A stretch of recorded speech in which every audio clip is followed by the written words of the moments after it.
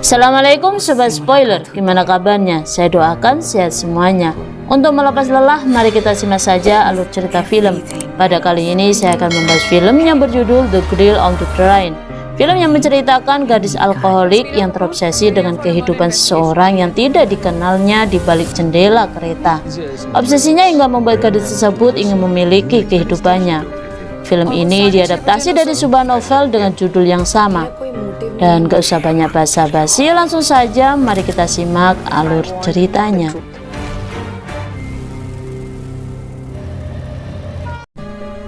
Film dimulai dengan adegan di dalam hutan di malam hari. Sedang terjadi kejar-kejaran seseorang yang hendak dibunuh. Dan kemudian scene memperlihatkan seorang gadis dengan lukanya yang sedang menabuk menunggu kereta.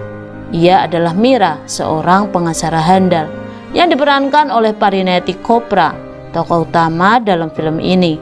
Kemudian film pun berkilas balik pada tahun 2017 di tengah pesta pernikahan sahabat Mira di antara deretan orang-orang yang sedang menari dan bernyanyi. Mira di sana dengan paras kecantikannya, dan tak jauh darinya ada pemuda yang sedang jatuh hati padanya. Ia adalah Dr. Sekar yang diperankan oleh Avinash Tiwari. Pertemuan keduanya pun berlanjut pada kencan makan malamnya. Sekar melamar Mira di sana. Dan scene memperlihatkan keduanya telah menjadi suami istri. Pada hari berikutnya, setelah Mira usai dari belanjanya, ia mendapatkan ancaman dari seseorang untuk tidak menangani kasus yang akan ditanganinya. Sekar mencoba menasehatinya agar Mira melupakan pekerjaannya dan memikirkan bayi yang akan dikandungnya. Namun Mira masih dengan keteguhan hatinya akan tetap mengambil kasusnya. Pada persidangan berikutnya, dengan kemampuannya dalam memecahkan masalah, Mira memenangkan persidangan. Tuan Jimmy sebagai terdakwa kasus narkoba harus merelakan diri masuk ke dalam sel tahanan dalam jangka waktu seumur hidupnya. Setelah usainya persidangan, Sekar menyampaikan kabar gembira tentang kehamilan Mira. 6 bulan telah berlalu, Sekar dan Mira berjalan pulang setelah menyaksikan film bioskop. Tepat saat itu, ketika keduanya sedang dalam mobil membicarakan rencana Mira yang akan meninggalkan pekerjaannya untuk menjaga anaknya nanti, sebuah mobil hitam menabrak mereka. Keduanya mengalami luka parah hingga tidak sadarkan diri. Kemudian scene membawa kembali pada tahun sekarang. Di saat hidup Mira telah hancur, ia masih mengingat semua kenangan indahnya bersama Sekar. Namun setelah dari kecelakaan beberapa tahun yang lalu, kehidupannya berbalik sangat menyedihkan. Mira terdiagnosa amnesia karena trauma psikologisnya, di mana Mira tidak dapat mengingat kejadian pendek yang dialaminya. Demi untuk memendam semua masalah yang menimpanya, Mira mulai mencandu vodka. Ia telah kehilangan anak yang dikandungnya setelah kecelakaan tahun lalu. Bahkan kini Sekar telah meninggalkannya. Dan demi mengenang masa lalunya dengan Sekar di rumah lamanya, Mira naik kereta api dengan rute yang sama, tempat duduk yang sama di setiap harinya. Melalui jendela kereta, Mira mengenang masa lalunya. Kini ia hanyalah gadis yang sedang dihianati dan ditinggal menikah kembali dengan gadis bernama Anjali yang diperankan oleh Natasha Benton. Parahnya, mereka kini tinggal bersama di rumah yang dulu Mira tinggali. Masih melalui tatapannya di luar jendela kereta, di deretan beberapa meter dari rumah lamanya, ada satu rumah yang difavoritkan Mira di sana. Bahkan Mira teramat mengagumi gadis yang ada di dalamnya. Ia adalah Dr. Nusrat John yang diperankan oleh Aditi Rao. Mira tidak sadarkan diri kapan ia memulai mengidolakannya. Setiap hari ia menatap gadis di dalam rumah itu sampai merasa sangat dekat dengannya. Setiap kali melihatnya, Mira membayangkan bahwa dirinya lah yang ada di sana, menjalani hidupnya dengan sangat sempurna. Scene berpindah pada kantor polisi, memperlihatkan laporan tentang orang hilang yang baru saja diterimanya. Ia adalah Dr. Nusrat John. Laporan itu diterima setelah 2 hari kehilangannya. Inspektur Dalbirlah yang menangani kasus ini. Penelusuran pun dimulai. Inspektur Dalbir menyelidikinya tanpa ada yang terlewat. 1 minggu sebelum Nusrat hilang, penolakan atas lamaran kerjanya membuat Mira kembali tenggelam dalam alkoholnya. Mira kembali menaiki kereta dengan rute seperti biasanya dan tempat duduk yang sama. Mira masih dalam kondisi mabuk berat. Ia menatap keluar jendela kereta, menatap gadis yang dikaguminya yang sedang menari di dalam rumahnya. Di lain tempat, Anjali sedang merasa kesal dengan Sekar. Lagi-lagi mendapati panggilan masuk dari Mira. Namun Sekar mengabaikan dan mencoba mengalihkan pembicaraan mereka. Alih-alih untuk menghiburnya, Sekar berfoto bersama dengan Anjali. Hari ini tepat di tanggal ulang tahunnya. Kemudian ia mengupload fotonya di media sosial. Mira yang sedang berada di diskotik melihat foto kemesraan mereka. Seketika perasaan Mira kembali hancur. Sahabatnya menghiburnya, kemudian mereka tenggelam bersama dalam minuman beralkohol. Di antara orang-orang yang menari di diskotik, Mira melihat Sekar dan Anjali di sana. Hatinya semakin hancur. Mira makin menenggelamkan diri dalam minuman alkoholnya. Dan di kantor polisi, pencarian Nusrat masih diselidiki. Kali ini Inspektur Dalbil menyelidiki psikiater Nusrat, yaitu Dr. Hamid yang diperankan oleh Tota Roy. Kesaksiannya mengatakan sehari sebelum Nusrat menghilang, setelah pesta dansanya, Nusrat bertemu dengan seseorang yang mencoba mengancamnya. Namun ia merahasiakan saat ditanya oleh Dr. Hamid. Setelah dari wawancaranya dengan Dr. Hamid, inspektur itu kali ini tengah menyelidiki hasil rekaman wawancara Dr. Hamid dengan Nusrat. Dalam video rekamannya, Nusrat terlihat sedang menyembunyikan sesuatu. Bahwasanya ia sedang menginginkan kehidupan bersama orang yang disukainya. Dan itu bukanlah suaminya. Saat ini suaminya tidak lagi seperti dulu. Mr. Ana lebih sering mencurigainya, hingga membuat sifatnya posesif terhadap diri Nusrat. Pengakuan Anan tentang perselingkuhan yang ia rasakan kepada Nusrat yang membuat hubungan rumah tangganya sedang tidak baik, dan itu menjadi alasan baginya untuk tidak mencarinya. Scene kembali memperlihatkan di hari berikutnya, hari di mana Nusrat menghilang. Seperti biasa, Mira sedang menaiki kereta dengan rute dan kursi yang sama. Mira menata rumah yang diidolakannya. Namun kali ini Mira merasakan keanehan di rumah itu. Tidak seperti biasanya, gadis itu menyendiri dengan wajah gelisahnya. Dan tiba-tiba tatapan Mira dikejutkan dengan munculnya pria lain di sisinya. Mira merasakan kekecewaan dalam hatinya melihat idolanya berselingkuh. Kemarahannya ia bawa hingga kereta yang dinaikinya berhenti. Mira menceritakannya dengan sahabatnya. Mira sangat marah dengan Nusrat, gadis yang bahkan tidak ia kenal. Gadis yang didolakannya sedang membuat kesalahan terbesar. Mira mulai mengumpat. Mira menyamakan perselingkuhannya dengan perselingkuhan Sekar yang dilakukan padanya, membuat perasaannya semakin hancur. Dalam candu alkoholnya, Mira berpikir untuk mendatangi rumahnya, menjambar rambutnya, kemudian menghantamnya ke meja sampai gadis itu mati. Sahabatnya mencoba menyadarkannya dan memintanya untuk segera pulang sebelum terjadi sesuatu dengannya. Mira kembali menaiki keretanya, menata keluar mengawasi rumah yang ia idolakan. Bayangan perselingkuhan yang ia lihatnya masih terbayang jelas dan membuatnya semakin marah. Mira sedang mabuk berat saat ini. Di bawah alam sadarnya, Mira turun dari kereta dan menghampiri rumah gadis yang tidak dikenalnya. Langkahnya terhuyung karena ia sedang mabuk berat. Beberapa kali Mira memanggilnya dengan berteriak-teriak, namun tak ada jawaban. Ia justru melihat gadis itu sedang berjalan menuju ke dalam hutan. Mira mengikutinya. Dengan wajah marah ia memanggilnya, namun Nusrat mengabaikannya. Terlihat ada seseorang di dalam hutan. Dengan samar Mira melihatnya, namun Mira mengabaikannya demi untuk mendapatkan Nusrat. Dan seperti satu pukulan darinya melayang ke arah Nusrat. Kemudian gelap. Mira telah berada di stasiun dengan wajah terluka dan baju berlumuran darah. Kereta yang dinaikinya datang. Mira terduduk lemas di dalam kereta. Wajahnya menatap warna-warni semburan dari pesta kembang api. Dan keesokan harinya, mayat Nusrat telah ditemukan di tepian danau. Menurut laporan, Nusrat telah dibunuh kemudian diseret. Setelah dari keterangan kronologinya, datanglah bukti yang baru, sebuah rekaman CCTV saat Mira ingin menemuinya. Dan juga KTP Mira yang ditemukannya tidak jauh dari lokasi mayat Nusrat ditemukan. Di rumah Mira, ia baru saja terbangun dengan keadaan bingung. Alkohol telah menghapus sebagian ingatannya. Pesan dari handphone datang sedikit menyadarkannya. Pesan yang memberitahukan jika ia melihat dirinya di dalam hutan. Dan kini Nusrat telah meninggal. Mira mencoba mengingat kejadian semalam. Sialnya hanya sebagian saja yang ia ingat. Di dalam ketakutan atas perbuatannya saat melakukan terapi psikisnya, bersama lainnya Mira mencoba sedikit mengutarakan tentang kebiasaan buruk yang ia tahu. Seperti saat dulu ketika ia mabuk, ia akan melukai Sekar tanpa ia sadari.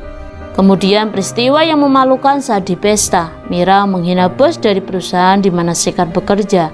Dalam ingatannya ialah yang selalu menyerang Sekar, hingga berakhir di mana Sekar meminta kepada Mira untuk menandatangani surat perceraian. Dan lagi-lagi ketika itu yang tertinggal dalam memorinya, Mira mencoba melukai Sekar. Setelah kejadian kematian Nusrat, Mira ingin mengubah dirinya. Ia ingin mengingat kejadian malam itu, hal-hal buruk yang ia perbuat dengan Sekar. Mungkin saja ia juga melakukannya dengan Nusrat. Namun semua itu masih kemungkinan yang membuat Mira ingin mengingatnya. Inspektur Darby datang saat Mira sedang bersama dengan sahabatnya. Ia memperlihatkan bukti-bukti di balik kematian Nusrat yang ditemukannya setelah Inspektur Darby meninggalkannya. Demi menenangkan mentalnya, Mira menemui psikiaternya. Mira sedikit menceritakan kejadian saat ia menemui Nusrat. Di dalam ketidakberdayaan ingatannya, Mira pun memutuskan untuk menemui Anan, suami dari Nusrat. Dari sinilah Mira menemukan informasi tentang seseorang yang dilihatnya waktu itu bersama Nusrat. Ia adalah dokter psikiater Nusrat. Dan karena rasa curiganya bahwa Nusrat telah berselingkuh, Anan telah menyewa pengacara swasta untuk mengawasi setiap gerak-gerik Nusrat di luar sana.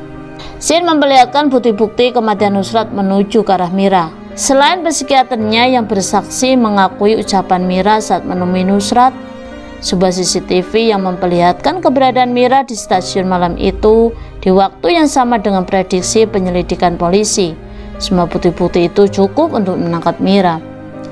Di dalam rumahnya, Mira menangisi dirinya, membayangkan jika memang ia benar-benar telah membunuh Nusrat. Karena alasan itu, ia mencoba berkomunikasi dengan seseorang yang telah mengirim pesan sebelumnya. Mira sedang bernegosiasi akan membayarnya demi untuk mendapatkan bukti kejadian sebenarnya malam itu. Kepolisian telah mendatanginya terlebih dahulu. Mira telah menjadi tersangka. Yang lebih menghancurkan hatinya saat Mira mengetahui bahwa Nusrat meninggal dalam keadaan sedang hamil. Sebelum Mira dibawa ke kantor polisi, ia meminta izin untuk mengambil obat terlebih dahulu. Namun itu hanya kebohongan agar ia dapat melarikan diri. Dan sayangnya saat mencoba melompat dari jendela, handphonenya terjatuh di sana dan diambil oleh Inspektur Dalbir. Mira berhasil melarikan diri dari kejaran polisi. Setelah dirasa aman, Mira bertemu dengan sahabatnya yang meminta bantuan padanya. Dengan berbekas senjata dan meminjam uang darinya, Mira telah bertekad akan memecahkan kasus yang melibatkan ingatannya yang tidak kunjung membaik. Dengan kecerdikannya, pertama Mira menemui dokter dengan menodongkan senjatanya, dan dari sana ia mendapatkan pengakuan bahwa beberapa hari yang lalu saat ia menemui Nusrat di rumahnya, Nusrat mengatakan jika ia sedang hamil, namun bukan dari suaminya. Dokter Mira coba mencari tahu siapa ayahnya, namun Nusrat tidak menceritakannya. Nusrat juga mengatakan padanya jika malam itu ia akan menyelesaikan masalahnya. Namun sayangnya malam itu ia justru mati terbunuh. Mira sedang berusaha mengingat kembali kejadian malam itu, walau masih tidak mengingatnya. Hingga kemudian sebuah cahaya kembang api dari luar jendela apartemennya mengingatkan kejadian malam itu. Saat itu Mira melihatnya dari jendela kereta api yang dinaikinya. Nusrat sedang berlari menghindari kejaran seseorang di belakangnya. Siangnya Mira pergi menyelidikinya di sana. Di sana ia menemui orang asing yang sedang mengembala. Pemuda itu mengatakan bahwa ia tidak pernah melihat Nusrat maupun dirinya di sana. Bahkan pemuda itu bersikap sangat acuh dan hanya menyibukkan diri dengan handphone di tangannya.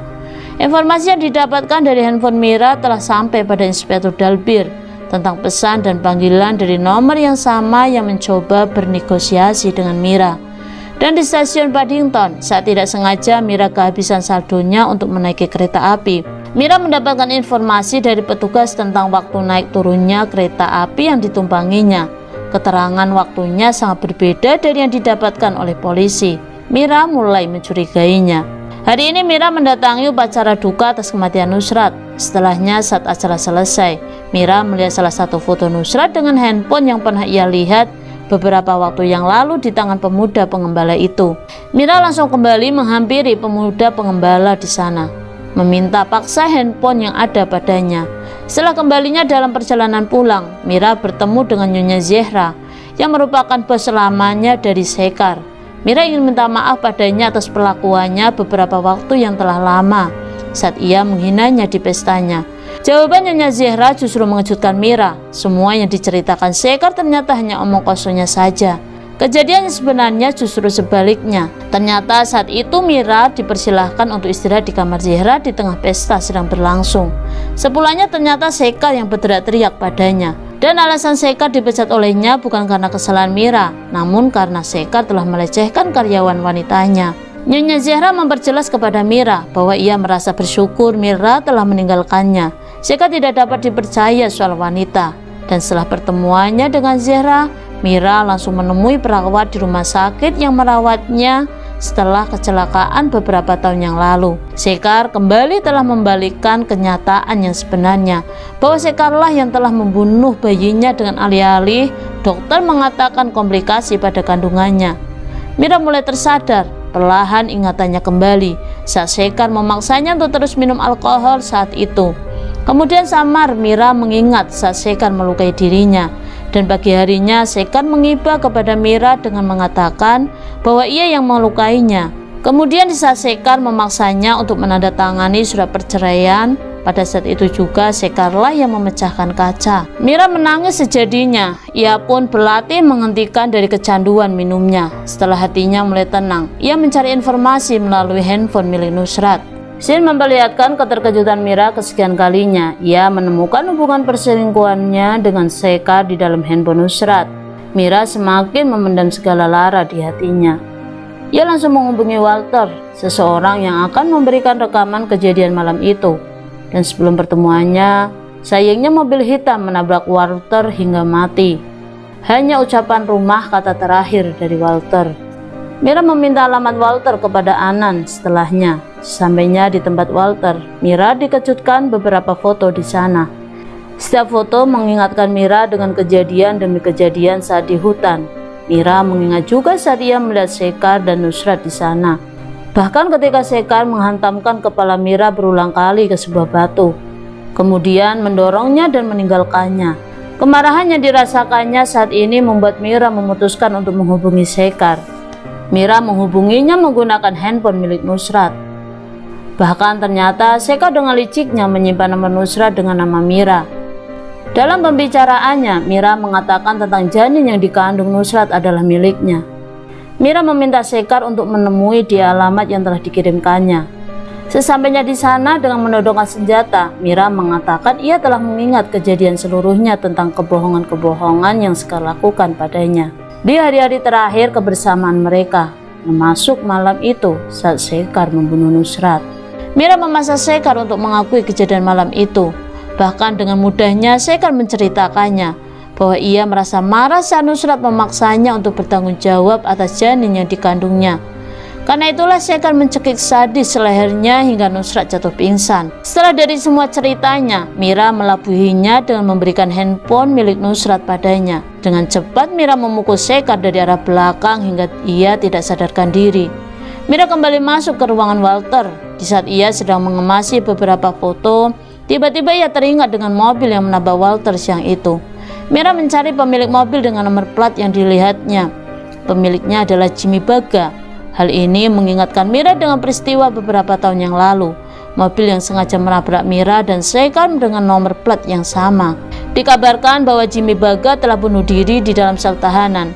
Mira semakin menelusuri Facebook miliknya. Dan betapa mengejutkannya ketika ditemukan bahwa Inspektur Dalbir adalah putri darinya. Tepat saat itu kiriman CCTV yang mengubah rekaman waktu kedatangannya di stasiun ternyata adalah Inspektur Dalbir.